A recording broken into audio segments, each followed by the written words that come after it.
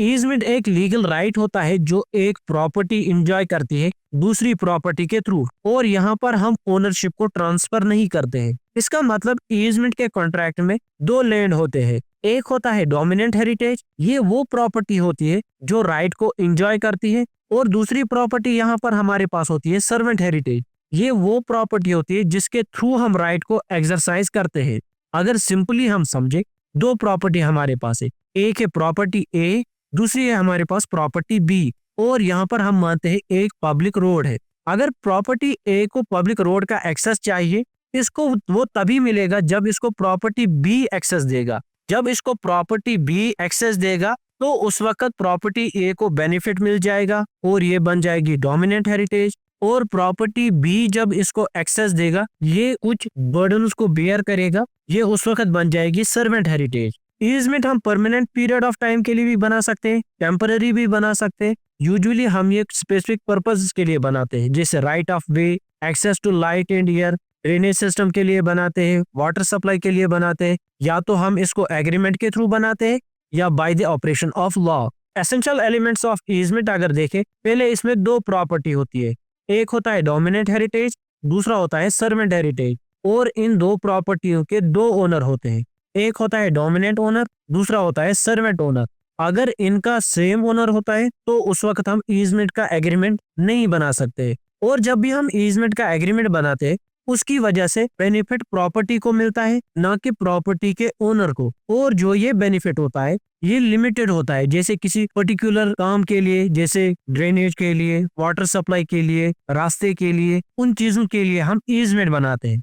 इसके बाद है हमारे पास creation of easement. Creation of easement हम डिफरेंट वेज के थ्रू बनाते हैं, डिपेंड करता है कि सिचुएशन कौन सी है। पहला हमारे पास है एक्सप्रेस ग्रांट। ये ईजमेंट हम एग्रीमेंट के थ्रू बनाते हैं, जहां पर सर्वेंट हेरिटेज का ओनर क्लियरली राइट देता है दूसरी पार्टी को। उसके बाद है implied grant. Implied grant circumstances के ऊपर अराइज होता है, ये अगर राइटिंग में भी ना हो फिर भी ये वैलिड होता है। यहाँ पर जो एक प्रॉपर्टी होती है वो डिपेंड होती है दूसरी प्रॉपर्टी के ऊपर, मतलब जो डोमिनेंट हेरिटेज होता है वो सर्वेंट हेरिटेज के ऊपर डिपेंड होता है।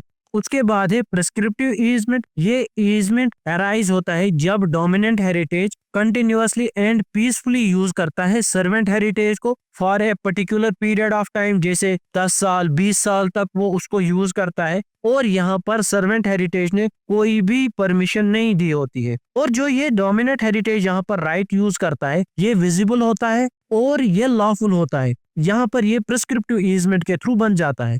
उसके बाद है ईजमेंट बाय नेसेसिटी। ये तभी क्रिएट करते हैं जब हम एक प्रॉपर्टी को या सेल करते हैं या डिवाइड करते हैं, एंड जो एक प्रॉपर्टी बन जाती है वो उस वक्त लैंडलॉक बन जाती है, और जब उसको पब्लिक रोड का एक्सेस चाहिए तो वो डिपेंडेंट बन जाती है सर्वेंट हेरिटेज के ऊपर। अगर एग्जांपल के थ्रू समझे, यहाँ पर अगर ए प्रॉपर्टी को एक्सेस चाहिए पब्लिक रोड का, या तो इसको वो बी प्रॉपर्टी से मिलेगा या तो सी प्रॉपर्टी के थ्रू मिलेगा, और जब यहाँ पर इन दो प्रॉपर्टियों में से एक प्रॉपर्टी इसको एक्सेस देगी, जो यहाँ पर ईजमेंट का एग्रीमेंट बन जाएगा वो बन जाएगा बाय नेसेसिटी। इसके बाद है extinction of easement. Extinction of easement का मतलब होता है कि ईजमेंट का एग्रीमेंट अब खत्म हो गया, या तो ये बाय एक्सपायरेशन ऑफ टाइम के थ्रू हो जाएगा, अगर हमने ईजमेंट को 1 साल 2 साल या 3 साल के लिए बनाए, जब ये 3 साल खत्म हो जाएंगे तो ईजमेंट खत्म हो जाएगा। दूसरा, जब दोनों प्रॉपर्टियों का ओनर सेम बन जाएगा, जैसे डोमिनेंट हेरिटेज और सर्वेंट हेरिटेज का कॉमन ओनर बन जाएगा, तो फिर ईजमेंट का एग्रीमेंट उसी वक्त खत्म होता है। तीसरा होता है बाय रिलीज। जब डोमिनेंट ओनर वॉलंटियरली ईजमेंट के राइट को गिव अप करता है कि मैं अब ये एंजॉय नहीं करूंगा, तो फिर ईजमेंट का एग्रीमेंट खत्म हो जाता है। उसके बाद है अगर दोनों प्रॉपर्टियों में से या सर्वेंट हेरिटेज या डोमिनेंट हेरिटेज, अगर दोनों में से कोई भी प्रॉपर्टी डिस्ट्रॉय हो गई तो फिर ईजमेंट का एग्रीमेंट खत्म होता है। अगर दोनों प्रॉपर्टी जैसे dominant heritage and servant heritage में कोई भी परमानेंट चेंज हो गई जिसकी वजह से ईजमेंट के एग्रीमेंट को कंटिन्यू नहीं कर सकते, तो फिर उसकी वजह से भी ईजमेंट का राइट खत्म होता है। एंड लास्ट में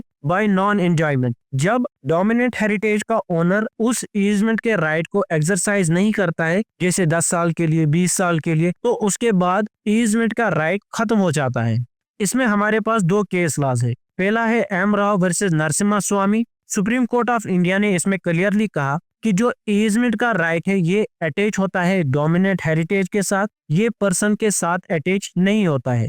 इसका मतलब जब डोमिनेंट हेरिटेज का ओनर अपनी प्रॉपर्टी को ट्रांसफर करेगा दूसरे पर्सन को, तो ईजमेंट का राइट ऑटोमेटिकली ट्रांसफर हो जाएगा। चेंज ऑफ ओनरशिप की वजह से ईजमेंट के एग्रीमेंट पर कोई भी इफेक्ट नहीं पड़ता है। दूसरे केस लॉ में सुप्रीम कोर्ट ऑफ इंडिया ने कहा था कि ईजमेंट ऑफ नेसेसिटी तभी अराइज होता है जब एब्सोल्यूट नेसेसरी हो। कोर्ट ने इसमें कहा था कि मियर इनकन्वीनियंस या डिफिकल्टी एनफ नहीं है कि दूसरा पर्सन क्लेम करे easement of necessity. Supreme court ने इसमें कहा था कि अगर कोई अल्टरनेट पॉसिबल एक्सेस है कि जिसकी वजह से प्रॉपर्टी को पब्लिक रोड के साथ एक्सेस मिलेगी, इवन दो जो अल्टरनेट है वो लॉन्गर एंड इनकन्वीनियंट है, उसके बाद भी प्रॉपर्टी का ओनर ईजमेंट ऑफ नेसेसिटी को क्लेम नहीं कर सकता है। आज के वीडियो इतना ही था। अगर वीडियो अच्छा लगा हो तो वीडियो को लाइक करना एंड चैनल को सब्सक्राइब करना।